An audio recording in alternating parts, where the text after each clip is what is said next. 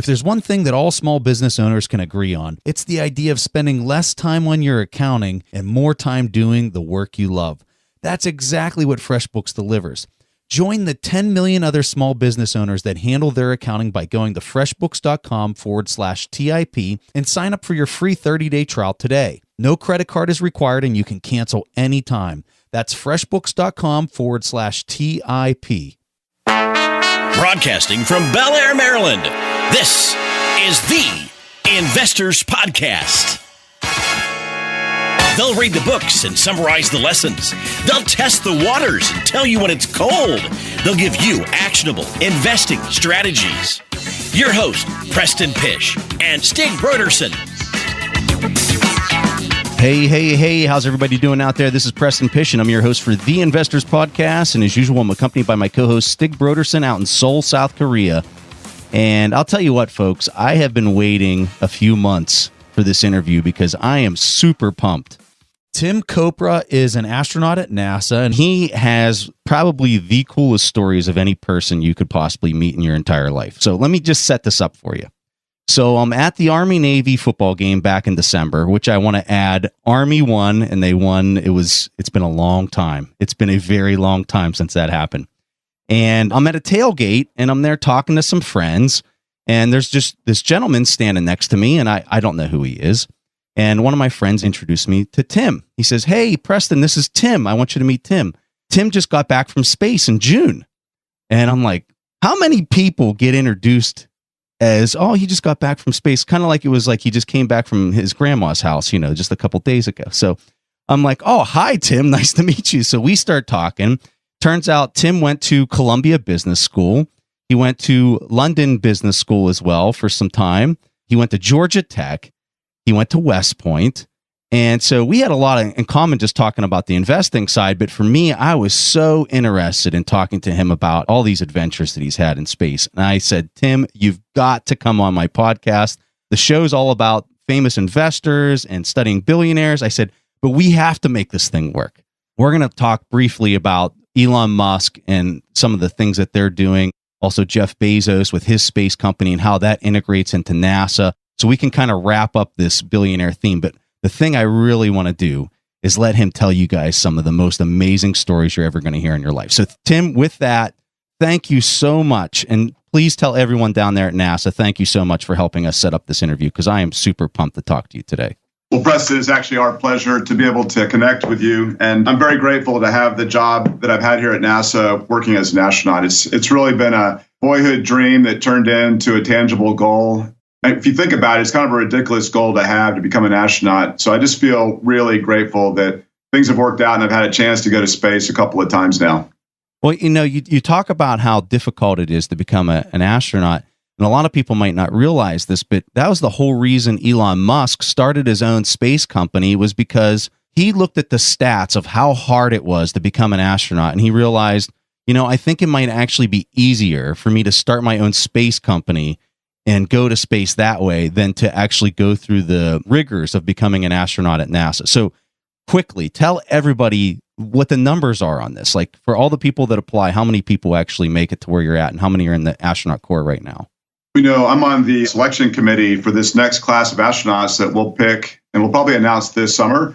Started out with 18,000 applicants, whittled it down to several thousand that had the basic qualifications, down to 600 that had the references checked, 120 who came to NASA, and now we brought it down to 50, and we'll pick 10 out of that 18,000 that applied. Holy moly. Okay, so there you go, folks. That's why Elon Musk started his own space company, that it's that hard. So that's amazing. So, Tim, what I want to do is I want to start off the interview with just like blowing people's socks off here. I want to go to like the day you get shot into space, and you've gone up 2 times, correct? You've gone up in the Russian Soyuz. You've gone up in the Russian Soyuz, and you've gone up in, was it Endeavour? Which space shuttle did you go up in? Yeah, we launched on Endeavour and actually stayed on space station for 2 months and came home on Discovery. So a couple different shuttles. Okay, awesome. So take us through both of these days. The day when you went over to Russia and you got shot up through a Russian Soyuz, and also here in the U.S. when you came out of Florida. What time do you wake up? What do you have to do to put on your space suit? Like, how long does that take? Talk us through, like, going up in the elevator into the shuttle. Like, take us through that whole experience. Tell us the story. Yeah, sure. It's a full day, whether it's the Soyuz or it was going up on Space Shuttle Endeavour. Most recently going up on Soyuz, that one is still very vivid in my memory.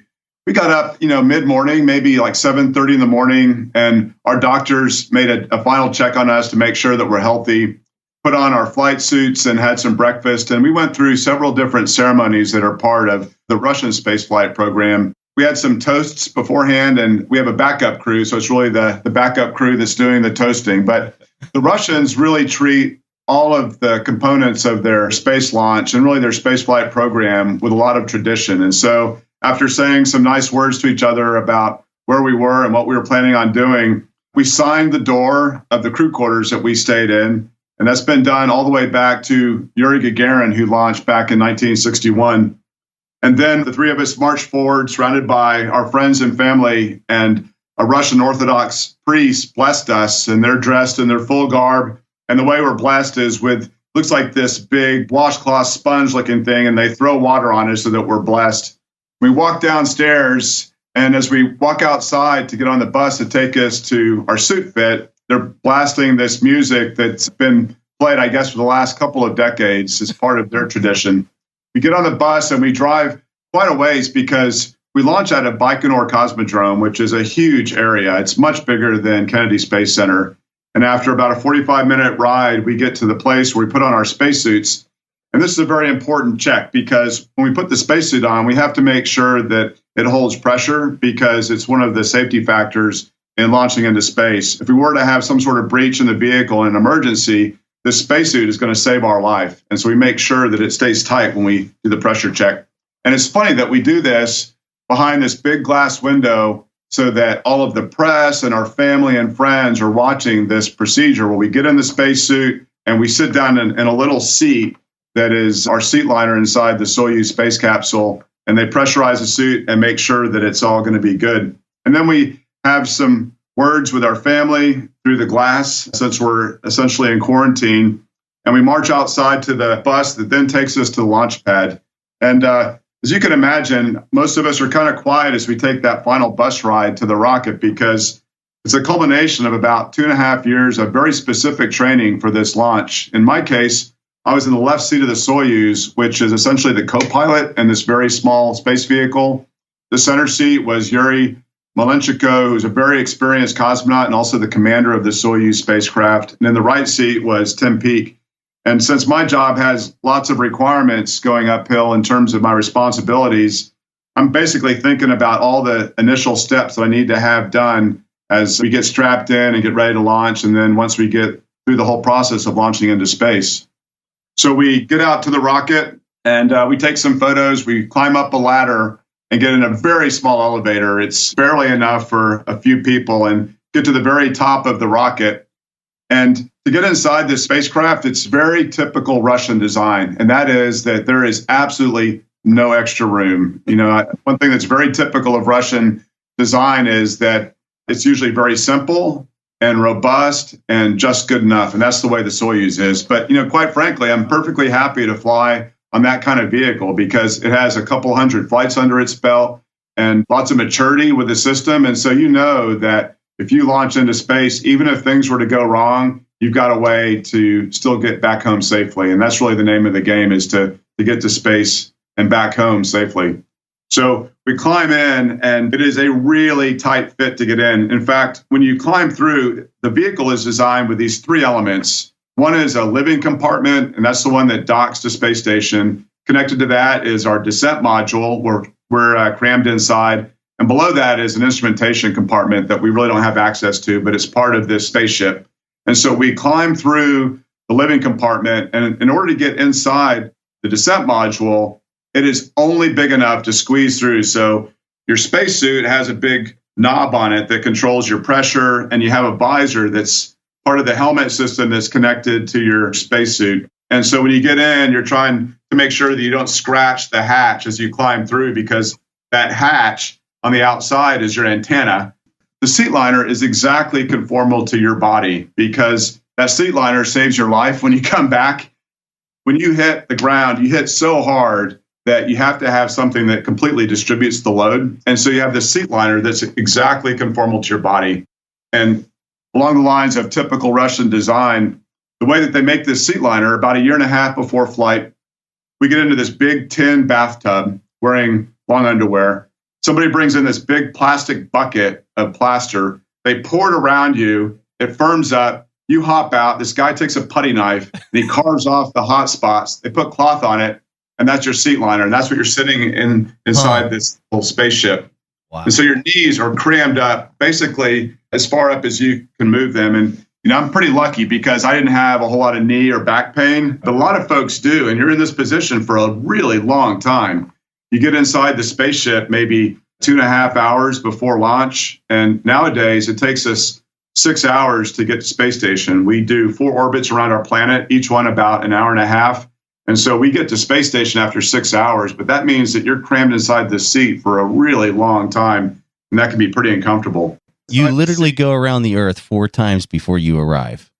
Yeah, that's it, which is pretty amazing, right? Usually it was a couple days, but we figured out how to do the entire orbit increase and the whole process so that we can get to space station faster.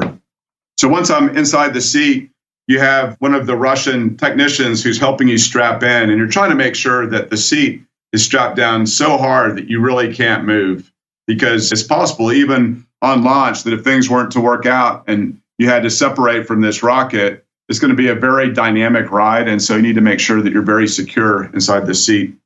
And so once I'm in the seat, you're really trying to organize yourself because you have books that are your procedures that you're going to be using. You've got your knee board. You have your gloves that are down in little pockets in your legs that you'll end up putting on once you get your suit completely configured. And then one by one, we get loaded into the vehicle. Then Tim Pete got in and strapped in. Yuri was in the center seat. And then at that point, we close the hatch. There's no going back because the hatch is closed and we're getting ready to go. I have a question there, Tim. Yeah, is everything in Russian when you were going in the Soyuz? Was the communication all in Russian? It's 100% in Russian. In fact, our training in Russia is in Russian. Our class is in Russian. Our exams, which are a really big deal in Russia, are in Russian. And all of our simulations are in Russian too. So all the communication we have with our mission control is in Russian. Holy moly. Okay, keep going here. Pretty wild. And so we spend some time just waiting for the launch. After we've done all of our checks, we've done the pressure check on our suit. We've got all the systems set up. We've checked all the different menus and the data that's entered in that is set up for our launch. And we listened to some music for a while, actually, until get to the point where we're ready to launch. And so just maybe about 10 minutes before launch, the music goes away. We do our final checks. And then you're just sitting in the seat waiting for it to happen. What's funny about this is that it feels a lot like the simulations we've done because it looks almost the same. The suit is basically the same. But this time it's like no kidding for real. And you know that this rocket is going to light below you and you're going to get thrown into space.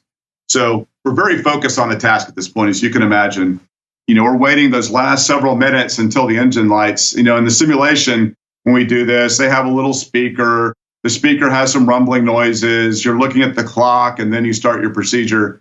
But this one's a little bit different in that it's not a speaker with a little bit of rumble. This is like, no kidding, there's rumble underneath you. And it is a really visceral experience because as soon as it starts to light, it's like this slow buildup of noise and a slow buildup of vibration. And pretty soon the whole thing is shaking and you can feel that you're lifting off. And you can feel that it's a little bit unsteady and that you're getting ready to leave the launch pad. And then little by little, the force of gravity, the G's on your body starts to increase and increase. And you're going through the checks just like you had done in the simulation. But this time it's for real. And you're feeling that G buildup. And it's a very visceral experience. You're vibrating, you're shaking. And after about 2 minutes, we have some strap-on boosters. It's considered the first stage of this rocket. They separate from the rocket with pyrotechnic devices. And so you hear that and feel that separation. And each time one of the stages separates, you feel that piece of the rocket leave. And then after several minutes, there's a fairing or a shroud that covers up our little spaceship. And as soon as that separates, now we can look out our windows and you're seeing that you're going into space. And by the time those shrouds come off, You can see the curvature of the Earth. You can see this little thin veil of our atmosphere, the black of space. And there's not a whole lot of time to focus on that because, one, the window is small and it's not in the best position to be looking out. But also, you're trying to make sure that you're doing your job correctly and you're following things in a very specific way. On our mission, we had this nuisance alarm, and it was for the humidity level inside our capsule. And we've had this problem before. But what it meant was that every several minutes, I had to go ahead and silence the alarm and make sure that it wasn't anything important and to make sure that the rest of the vehicle is working correctly. And so actually the launch went perfectly normal. The very last separation is pretty violent, actually. And you shake in your seat, but then as soon as you're done with that last separation of that final stage, everything is quiet and everything floats. Because at that point, you're not being boosted anymore. It's just, there's no more propulsion, if you will. It's just... Not for a while. Yeah, you're exactly right. At that point, there's no more propulsion. And so it's really 8.5 minutes in order for us to get into space. Wow. So that whole experience was 8.5 minutes from the main engines kind of kicking on till basically you have the silence and you're in orbit at that point. 8 minutes. Exactly. Wow. And it's a low orbit. It's not the same orbit as space station. We still need to burn an engine a couple of times to make our orbit higher so that we can intersect with space station. Then once you hit orbit, you said it was like 6 hours until you arrived at the space station? Yeah, it's about 6 hours total from the time that we lift off the pad until we dock to space station. Wow, that's unbelievable. Okay, so basically you're out in space now, and I heard a lot of guys say that they get sick. I mean, really looking down at the Earth, to describe it as almost feeling like a free fall when you skydive. Is that how you feel it too, Tim? And could you describe the first 2 weeks adjusting to the new environment? Yeah, the second mission was really interesting because I remembered my first mission and was concerned that I wouldn't feel so hot for that first day. But something that's really amazing about the human body and the human mind is that it accommodates to its environment. And so when I got on board space station, I was probably a little bit more clumsy than I had been on my previous mission initially, but I felt like it was the 59th day of being in space. I had been on space station for 58 days before, and this just felt like a continuation, which is pretty amazing, right? That even after several years, your body and your brain, it just resides. It has that memory of what it was like, and it makes it that much easier. Now, it wasn't like that the first time. When I launched on Space Shuttle Endeavour, very similar in terms of the overall experience of launching into space, the separation of the boosters, and that 8.5 minutes when everything starts to float. The thing that was different about the Space Shuttle was that it was a unique vehicle in that it launched as a rocket, and then it was an orbiting spaceship, and then it would land like an airplane. And so when it became that orbiting spaceship, we had to reconfigure the ship to make it suitable for that, setting up computers, putting away our seats, which was a very time-consuming and a well-coordinated task. So after the 8.5 minutes, floating in space, coming out of my seat for the first time, which feels really, really strange, and I was feeling pretty good, but not great. And then I floated up to the flight deck, which has this huge set of windows that looks out into space. And all of a sudden, when I looked out the window, my gyros completely spun because what was different was, what my eyes were seeing, my body's feeling are completely different. And I probably had a similar sensation, not so much that I was falling, but just that everything was not right. And I didn't feel so hot. I took a shot of a medicine that helps us with that sort of thing. And then after an hour or so, went to bed and woke up the next day. And didn't really feel great the next day, but every day is a lot better. Worked through that second day. The third day, we docked to space station. And because of how our mission was organized, that fourth morning, I woke up and did a spacewalk. So it wasn't a whole lot of time to really accommodate to being in zero gravity. I'm really surprised that they turned you around, because for people that might not be too accustomed to NASA, these spacewalks that Tim's talking about are a huge deal. Tim, you've done 3 EVAs, is that correct? Yeah, that's correct. You've done 3 spacewalks, and this is whenever they suit up, they go outside the space station, they're literally just tethered with like a rope to perform a mission that's outside of the space shuttle and outside of the space station itself. And so this is very dangerous. This is something that they train in the buoyancy lab before they go there. So talk to us about the spacewalk, like suiting up. I've heard that the tools can change temperatures, like plus and minus. I don't remember the temperature, maybe 150 degrees or something like that. Talk to us about suiting up for this and going out and doing a spacewalk. we're very well prepared by the time we go out on a spacewalk. Sometimes they're different in terms of the preparation. The first spacewalk I did, we trained for really over the better part of a year. And so it was very closely choreographed, and we knew exactly what our steps were. And sometimes you have to deviate from those steps, but it was very well coordinated. Nowadays, we really don't have that capability because we only react to the issues that we have on board space station, and they may not coincide with the training flow that you have. And so you really have to be prepared from the standpoint of having a set of skills that you use in order to do your spacewalk. In our case, the first spacewalk that we did on Expedition 46, this most recent flight, we arrived on a Tuesday night on space station. Thursday night, we found out that there was a cart that was stuck out front on space station on the big truss element, which is like the backbone of space station. And then Monday morning, we did the spacewalk. So we didn't have a whole lot of time to prepare, but I think both Scott and I felt very comfortable going outside because we were so well prepared from the previous training. And it's a long procedure. In the movies, you see them throw on a spacesuit, go inside an airlock, close the hatch, depress, go outside, and it seems like it's basically like taking a walk outside in the park.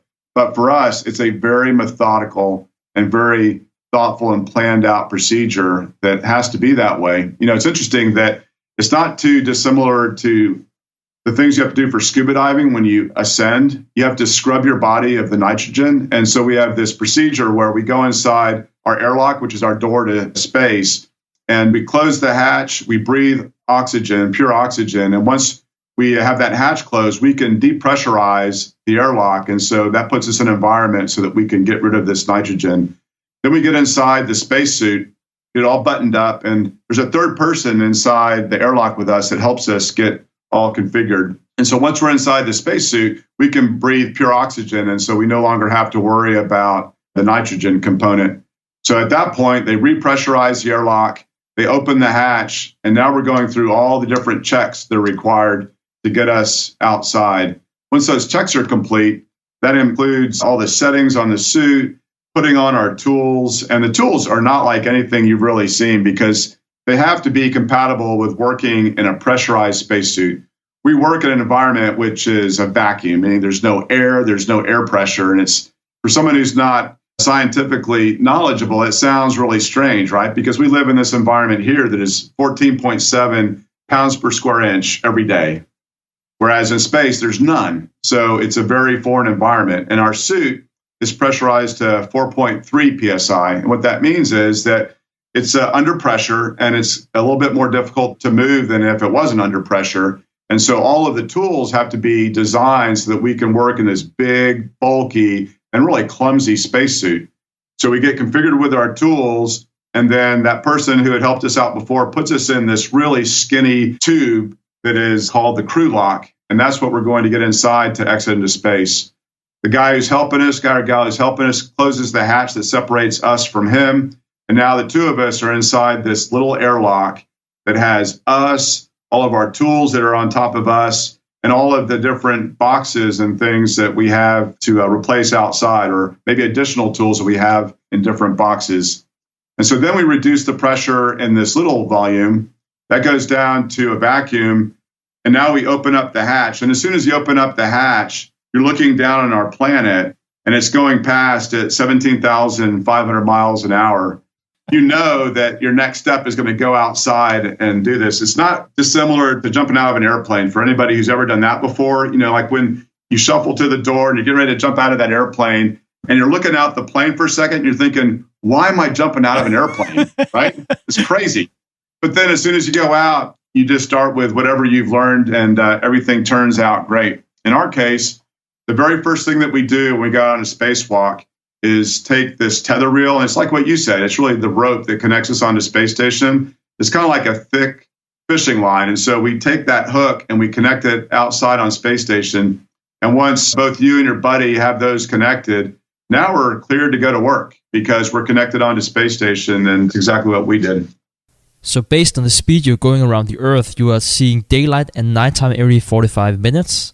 So you're going through an entire day every hour and a half?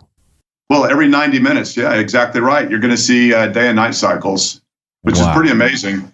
And you have to adjust what you have on your suit for that as well, because when it's really bright outside, you put down this visor, that gold looking visor that you see.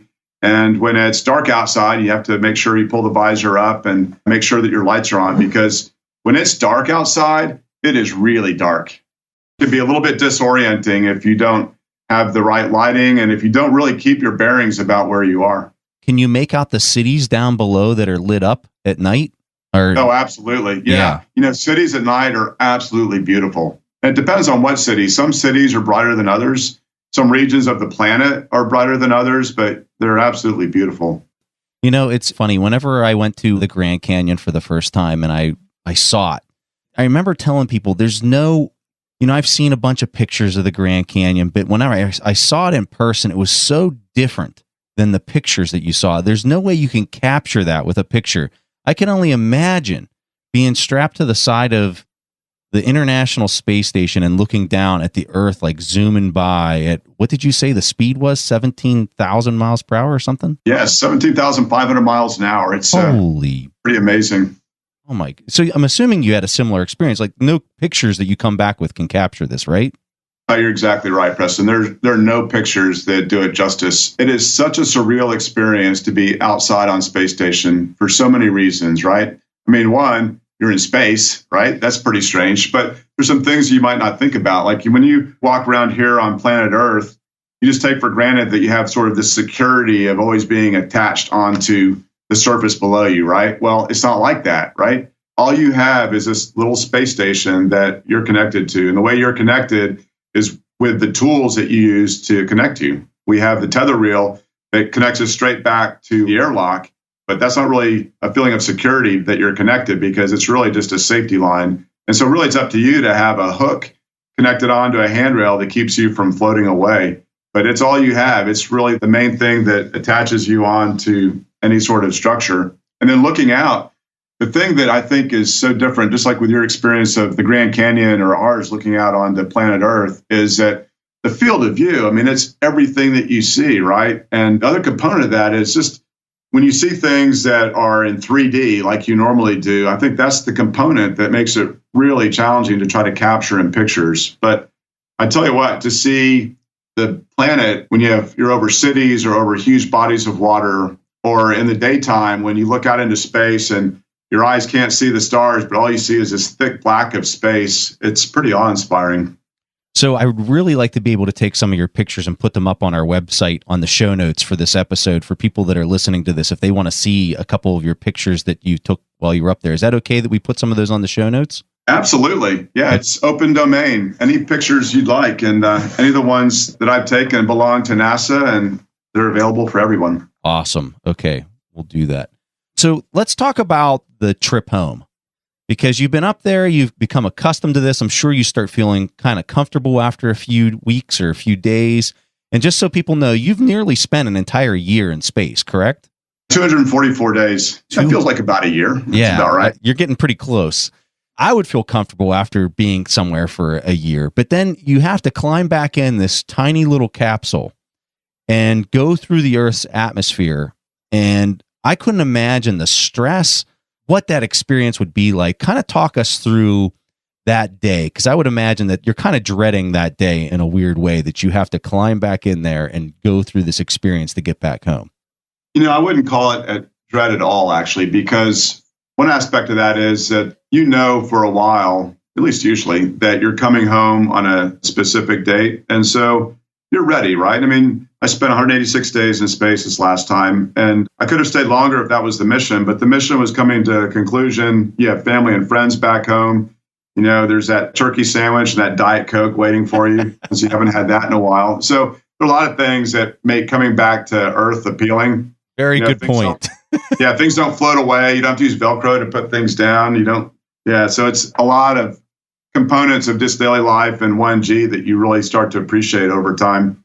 And you don't really dread the return trip, because I think all of us have a pretty decent understanding of what it's like, because you've talked to your friends who've done the same thing. And so you're ready for it in large measure. And I think most of us kind of like that stuff. I mean, we like the really interesting dynamic environments in which we can work. Some people ride roller coasters, some people don't. I would say that in our population, most of us probably like the roller coasters, so it's perfectly fine. It's a little bit interesting that the things that surprised me were when things didn't happen, right? Because we did our simulations on the ground, and it's like all of our training, really. You're always practicing when things go wrong, and so it's always super busy, and they want to make the most out of the time, so they don't simulate the times that there are delays. But in our case, we're pretty tired because we had to sleep shift to come home at a certain time. You have to plan this just right because you have the space station going around the planet. You have your spaceship that's going to undock. It has to land on a very specific place in Kazakhstan. And so that means that departure time is predicated on all those different items as opposed to when we want to get up and go. So we got up in the middle of the night after a couple hours of sleep, and all of us are pretty tired. And so the first 45 minutes after you undock and you see space station depart away from us, you're pretty tired. You're trying to keep awake for about 45 minutes. And then things start to speed up a little bit. We burn the engine on our little spaceship, on our Soyuz, and that helps us slow down. And when we slow down, we get lower in the atmosphere. And when we get lower in the atmosphere, there's more atmosphere. That makes us slow down. So it starts this chain of events that gets us to enter the atmosphere. And then another long wait, about 45 minutes. And this is where the ride really starts to become dynamic and violent, frankly. We separate the two components of our little spaceship that we don't need, the living compartment and the instrumentation compartment. And the way it's separated is with explosive bolts. So those explosive bolts are essentially like 2 feet above your head, and they all go off in a sequence. And so when you have the separation. I mean, it is something that sort of vibrates through the entire structure to include you. But it's a good sign to have those two things separate, because there was at least one circumstance when that instrumentation compartment didn't fully separate. It had one bolt that held it on. And the way the ship is designed is that when it gets into the atmosphere and it has that drag, it flies in a certain way. Well, as soon as you have this big chunk of metal on the bottom, it doesn't fly that way anymore. And so in their case, they were swapping ends like every second, which is pretty horrible. And that lasted for a while until that bolt broke off and they were able to enter in a normal way. So when those two components of our little ship break away as planned, and that's a good thing. And so we can begin our ride back in. And the ride back in is pretty amazing because I think we maxed out with about 5.2 Gs, and that's a pretty heavy load. And your body reacts in very strange ways. Like one of the things that happens is it's really hard to focus your eyes on one point. They're looking for a gravity field, and so they're always moving, and you're trying to focus on these screens so that you can make sure that the right thing is happening. So it's, in that respect, it's a very demanding environment. So I had this really awesome experience whenever I was in South Korea where I got to fly an F-16. And we got to pull it was around 5 or 6 Gs in this F-16. And it literally felt like I had my guts just sucked out of my body. And the thing is we didn't pull it for that long. I want to say it was just a couple seconds probably. And it wasn't all that long. So I'm curious, when you say you pulled 5.5 Gs coming in, how long did that last? I'm not entirely sure, Preston. It might have been on the order of 30 seconds. The difference from your jet experience is that the Gs are going through your chest. And so the blood's not getting pulled away from your head. Yeah. But what it means is that it's just hard to breathe because you're trying to breathe against this huge force. And that's probably the biggest thing that you notice from a physiological standpoint. But it's non-trivial to be flying in that G environment, especially when your body has been used to no gravity, right? Yeah. So you've gone from floating around to, getting hammered by 5.5 Gs almost. Holy. Okay. Keep walking us through this dynamic situation. Yeah. So it gets dynamic. It gets violent when the chutes come out. In fact, a friend of mine in the astronaut office said, I think he put it well. And that is that if you weren't completely strapped down in this seat liner and with all your limbs in your lap and things constrained, you would die. And I think he might be right, because when the chute comes out, it's not like the chute comes out and you feel a little bit of a pull and then you slowly descend down. You're really thrown around like a rag doll. It's almost hard to believe that you're shaken that much when it comes out. Eventually it settles down, but it seems like an eternity. You're really being thrown around like a rag doll. And So you're putting your faith in that seat liner that was made from plaster in a big tin bucket, but it works great, which is good. And we had a very experienced Soyuz commander in Yuri Malenchiko, and he was very adamant to make sure that as the G's increased early on, that we tightened our seat belts, because you want to make sure that you're fully tightened down. And when you're in zero gravity, you might be floating out a little bit. So then once the chute comes out, now we're in sort of this quiescent period. We're floating to the Earth, and we're watching the altimeter as we get closer and closer, and we're starting to talk to the search and rescue crew that are in helicopters, and they see the descending spaceship, and we're talking to them to let them know that everything is going okay. And then the next big event is landing. Just a few seconds before landing, the seats cock up, and they cock up so that you have a shock absorber that's in place. And when you do that, your face is maybe 6 inches away from the screen that you've been watching. So now this tight little compartment is even tighter. About 200 milliseconds before impact, they have these jets that fire, and they call them soft landing jets, but there's really nothing soft about them. And then you hit the ground, and you hit the ground so hard that I think most of us spend about 20 seconds doing this personal inventory to make sure that nothing is broken. It's unbelievable how hard you hit, but everything works out fine. And typically what happens is you hit and you bounce. And in our case, we bounced and we're hanging upside down and waiting for the search and rescue crew to come. And thankfully, they only took about 8 minutes to get there. And then they pull us out of our ship one by one. I was the third guy to get out just because of how we were oriented inside the ship. And it's a little bit like a birth. So just like it was hard to get in, it's really hard to get out. And these guys are such pros. They've done it so many times. They're reaching in, trying to make sure that you're fully unbuckled, that your oxygen tube is disconnected, your comm cable is disconnected, and they pull you out. And probably the first thing you notice is this super strong smell of the grass in the desert in Kazakhstan, because you haven't been exposed to this smell or any smells besides the ones on station for half a year. And it's almost overwhelming how strong that smell is. And then the brightness of the sun. They put you in a seat, and I think all of us don't feel so great, right? Because just like our bodies have been so accommodated to zero gravity, we're really not accommodated to 1G, and it takes actually a couple days just to feel halfway decent. After that, just to continue the story, they take us to a tent. We get out of our spacesuit, put on a flight suit, and we get in a helicopter to fly to a place called Karaganda, where we pick up our airplane that flies us back to the States. One thing that's a little embarrassing, but I was in the helicopter and I was lying down and not feeling so great and pretty darn tired because it was a long, long day. And I'd fall asleep and I'd wake up and I'd look out the window and I would think, we're over the water. And then I'd go back to sleep and I'd wake up again and I'd say, we're still over the water. Well, I was looking up at the sky. I hadn't seen the sky in 6 months. So blue to me was water. It's kind of bizarre, but pretty amazing. We got in the helicopter, flew to our airplane back to Houston, Texas. And about 25 hours after leaving space station, I'm walking off an airplane and greeting my family. So when you were coming back into the atmosphere, could you see any colors or anything from your capsule? Oh, you could definitely see as you're coming back into the atmosphere. I didn't actually spend a lot of time looking out the window because we're pretty focused on our job, trying to get things done. But looking out the window, you can see the plasma burning past your ship. You know, when you see that ship after it lands, it's all burned up, and it's burned up because when you go through the atmosphere, the air is moving so fast that it's a plasma. It's about 3,000 degrees.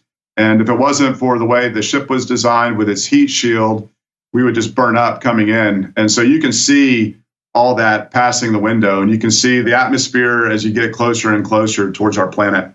All right, at this point in the show, we're going to take a real quick break to tell you about our show's sponsor. One of the things that I think have made our business so simple to manage is the cloud accounting software we use to complete transactions, and that's FreshBooks.com. The beauty of using FreshBooks is you never have to worry about losing your historical information due to like a computer crash or something that's gone wrong on your computer. Everything you need is completely in the cloud and protected. There's a reason that 97% of small business owners recommend FreshBooks. Most of the reason revolves around the amount of time that's saved through their intuitive design and easy layout. Since the software is used by more than 120 countries, and it's a product that Stig and I personally use, we've made a video in the show notes of this episode to help you learn more about the benefits of doing your accounting with FreshBooks.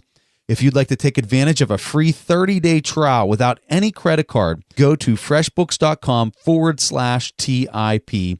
That's freshbooks.com/TIP. All right, now back to the show. Now, I'm curious what the difference, you talked about how violent and how dynamic this was as you're coming back in. Did you have a similar experience when you were on the space shuttle? You know, compared to the space shuttle, which was a very gentlemanly way to come back in from space, it's a pretty stark difference. The space shuttle, it landed like an airplane. And so the maximum G's in a space shuttle was around 1.6. One difference is that you're sitting up. And so it's a little bit different in that respect, but it's a very smooth ride in comparison. It does a couple of circles that manages the energy. And it's interesting the way the shuttle comes in because there is no engine, or there was no engine on it. It's essentially a big glider. It's like a refrigerator with wings, and it's coming back in. And so in order to land exactly at Kennedy Space Center, or in our case, Edwards Air Force Base, you have to make sure that you get low enough at the exact right point. And they would do this by flying a circle, and the size of that circle would change based upon what your endpoint had to be in order to come in and land. And so all that was very, very benign. About 600 feet before landing, the pilot on the flight deck of the space shuttle lowers the landing gear. You squeak it on, you land, and then a crew comes and helps you off. But radically different experience than a Soyuz. So whenever we're thinking about what it is you took away from both of these experiences, and I'm treating them kind of as two separate experiences, what one thing just kind of pops out at you? Like, I know whenever I look back at my life and I say, wow, I went through that thing, and this was the one thing that I really took away from that experience, that 2 or 3 year experience or whatever it was. When you look at your time on those two different trips to space, what was the learning point from the first one, and then what was your takeaway from the second one? I think the thing that was so surprising from the first mission, which was about 2 months, was how the human body and mind can adapt to its environment. I mean, it's kind of crazy that after a short period of time on space station, you're carrying things with your legs and you're moving with your hands, right? I mean, it's just really bizarre. I remember almost distinctly when it got to the point where you could move around on space station and it felt normal. I mean, for a while, you're just trying to feel comfortable. But then after maybe a couple of weeks, you'd move around to different orientations because you can use all the surfaces, right? It's a volume as opposed to the 2D world that we have here on Earth. But it would take like maybe a potato or two for you to figure out exactly how you're oriented and how everything was situated around you. But there was a point in time when something is happening in your head, this matrix transformation, so that you could move in any orientation and it felt completely normal. That's bizarre, right? That we can accommodate and adapt to that environment. And then conversely, coming back home, it was really, really tough the first time. The second time, it was still very uncomfortable, but not as harsh as the first time. The first time I landed, it was like a combination of the flu and a hangover for like 2 days. It was really terrible. And everybody's different, but that was definitely my experience. And then, after a few days, you feel pretty good and comfortable again. And really within a few weeks, you're at the same baseline as you were before going off into space. So that first learning experience, I think, was just how adaptable we are as humans. And then the second experience, it's hard to really bring it down to one. I think it's really two things really for the second mission. One is, 2 months sounds like a long time, but 6 months is better because after 6 months taking pictures of our planet and just really studying it, because it's just absolutely so beautiful, I just have this really deep appreciation for what we have, because it's all we have. When you look out beyond Earth and you see that black of space, you realize that we're really, really alone. Everything else is really far away. Like Mars, you can see the movie The Martian, and so little spaceship goes out there, comes back. It's not like that. It's really far away. The only closest thing we have is the moon, and even that's a few days away. But everything else is really far away. And so that it's just really striking how beautiful our planet is and how alone we are from everything else, especially from the second time that I flew, because of how mature the space station is from the standpoint of our systems and processes and people. It is a tremendous team effort. And I don't think the average American in particular appreciates what we've done in space in an international way. I think it's just amazing, right? The first time I was on Space Shuttle Discovery and we're undocking and pulling away, looking at this amazing spaceship that is, I mean, it's almost hard to get your head around how big it is, how complex it is. And it reminded me of the times that I'd spent in Italy and Germany and Canada, Japan, preparing for this mission, and in an earlier role, preparing the hardware for spaceflight. And here it is in space, all assembled and working so effectively. I mean, it's pretty amazing, right? It's amazing from a technical standpoint, and it's also amazing from the standpoint that it was done in a very international way. It's a real testament to what we all can do when we put our minds together and have a common goal. And that may sound a little bit cliche, but I mean, it's really, truly unbelievable what we've done. I think that it's really hard to compare any human accomplishment with what we've done in space with the International Space Station. Yeah, I'm looking at the picture of the International Space Station behind you there, and it's just, I couldn't imagine pulling up and looking out the window and seeing that thing there and then thinking, you know, human beings work together in order to build this thing, not even on our planet, and the thing's just circling around the Earth every hour and a half. That's totally mind-blowing. It is mind-blowing. What's also mind-boggling is that when we're inside Space Station, it feels so normal and so comfortable and so safe, but it's not, right? Yeah. We're living in a vacuum, and we're living in an environment that is completely man-made. The temperature that we have very complex systems to remove the heat and disperse that heat outside of our living volume. We scrub the carbon dioxide that we're expelling all the time. We're replacing the oxygen that we breathe, and we breathe a lot. It's just amazing what we're able to do in space, and we're going to continue to do these kinds of things with more complex vehicles in the future. Tim, talk to us about achievement. For many people listening to this show, they want to accomplish big things in our lives. If you can give people 3 things to focus on for accomplishing their dreams, what would it be? That's a great question. You know, everybody's different, right? So, you know, my advice may not be applicable to everybody, but I can tell you what has been good for me.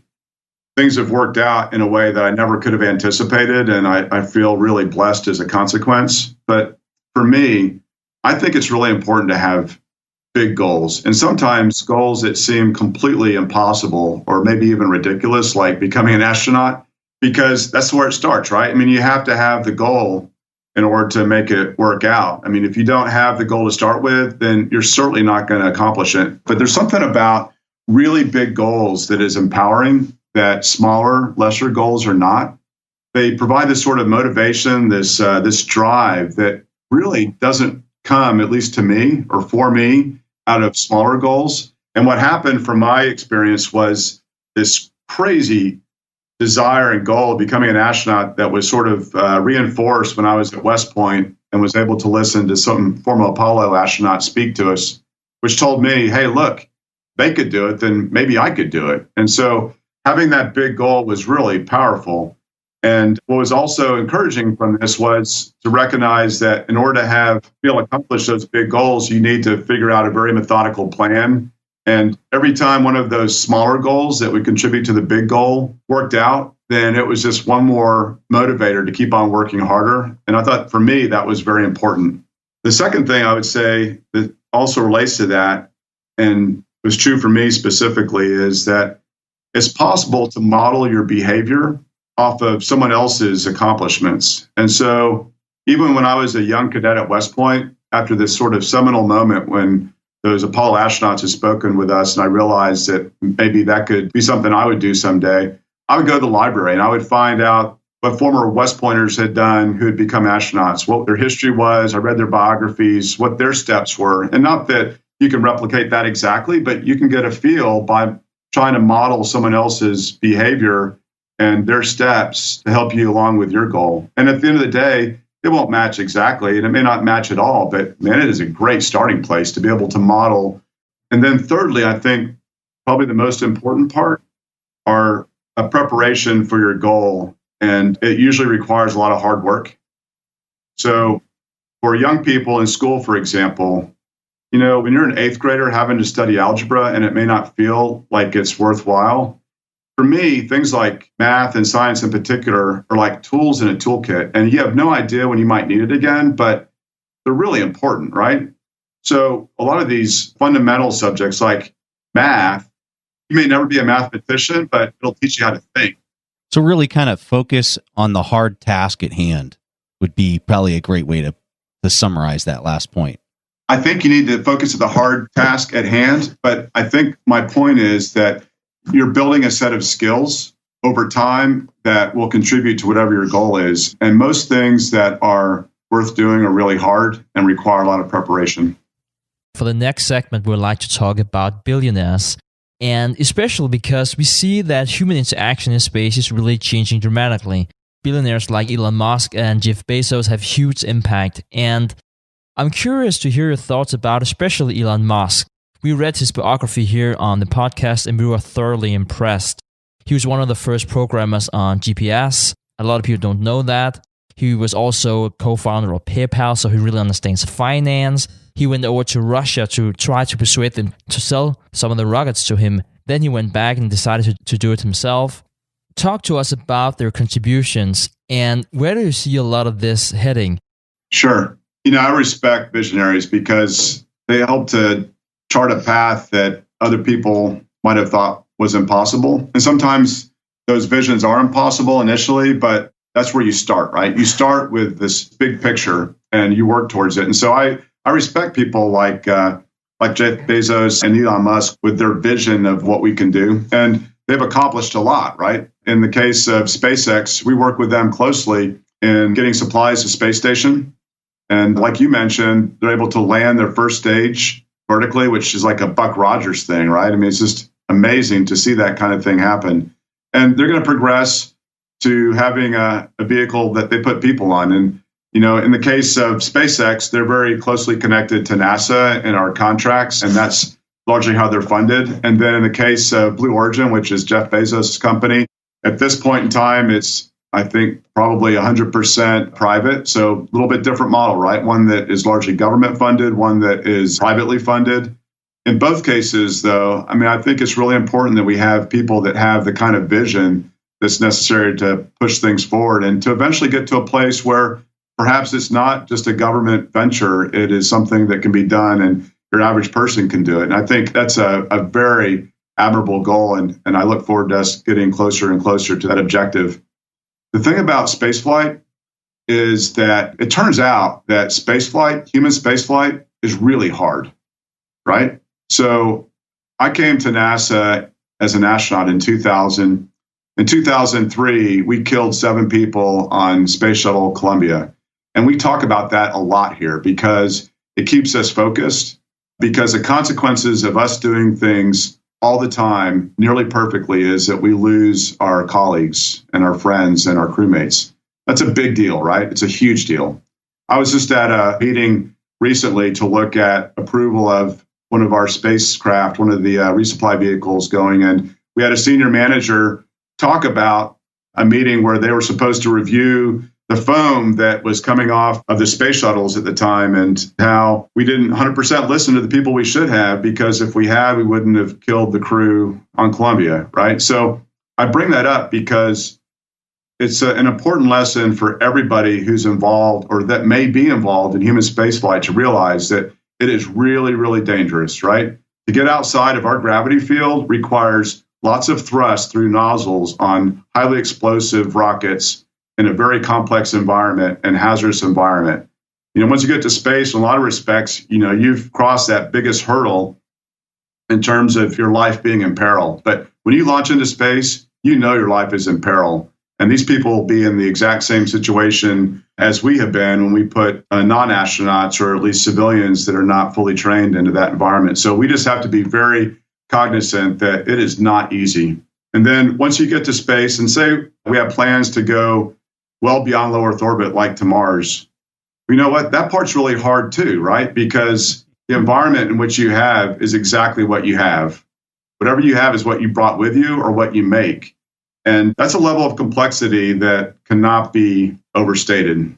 It's really hard to make sure all that works out. We haven't really been outside of low Earth orbit for any length of time ever. We went to the moon, but that's not the same as going to Mars. And currently, it might take us 6 to 9 months to get to Mars. That's a really long time. And in my mind, spending 6 to 9 months going to Mars is wildly risky from the standpoint that time is risk, right? The longer you're in space, the more radiation you're exposed to. The more time you're in that transit to another planet, it's more time for things to break, for things to go wrong. And so I think the right answer for us to be really ambitious and go to Mars or even beyond someday is to make sure that we can do it quickly, because time is risk. So I would caution all of us, to include NASA, that we focus on that risk. And I know that here at NASA, we talk about it a lot, and we should, because we've had bad things happen before. Amazing comments. Thank you for sharing your thoughts on that. So this is our last question. We ask everybody that comes on the show this question. What book has inspired you or kind of shaped your life more than anything else that you would be willing to share with our audience so that they know what it is? Well, there's lots of conditions here, right? You said one book and what I'm willing to share. There are 2 books. I mean, it's really hard to narrow down to a book, right? Yeah, you can definitely say more than one. 2 books that come to mind. As a kid, I was really inspired by The Right Stuff. I mean, for the folks that were my age, we were watching men land on the moon. I mean, there is nothing more inspiring to a young person than watching these American heroes do something that was virtually impossible, right? I think the entire planet was inspired by this, right? And it was really started by 7 people who did things that none of us thought were possible. And to me, that was just really inspiring and was a starting point of a lifelong dream. And then this is somewhere between classic and cliche at this point, but Stephen Covey's 7 Habits of Highly Effective People, it's a classic, right? I mean, everybody should read that. And there's so many things in that book to aspire to. I mean, I need to go back. I have it on my list of things to do, to go back and reread it, because it's a big rock, right? I need to go back and read that again. Great book. So for people listening to the show, we have an executive summary that Stig and I wrote for the 7 Habits of Highly Effective People that we'll put into the show notes. So you can download our executive summary of that if you want to kind of piece through it before you read it, or have it as your own notes. You can use it as your own notes for the book. But great recommendation. We're big fans of that book as well. Tim, we can't thank you enough. This is beyond awesome. These are stories that I guarantee you not everyone gets access to, and how inspiring, how brave. That's the thing that I think is not said, but everyone that's listening to this has to be thinking, how brave do you have to be to climb into a rocket and shoot yourself into space and do these missions and then come back and tell these amazing stories? We just can't thank you enough. Wow. I'm at a loss for words, but I'll tell you one thing. We really appreciate your time and you coming on and sharing these stories. Thank you, Preston. It's been my pleasure. Thank you. Guys, thank you for listening. That was all that Preston and I had for this episode of the Investors Podcast. We'll see each other again next week. Thanks for listening to The Investors Podcast. To listen to more shows or access to the tools discussed on the show, be sure to visit www.theinvestorspodcast.com. Submit your questions or request a guest appearance to The Investors Podcast by going to www.asktheinvestors.com.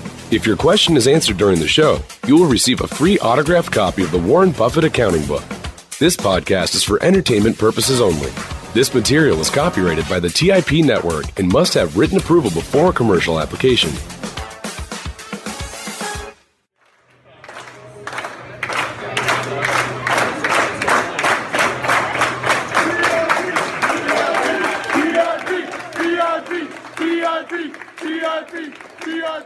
TIP.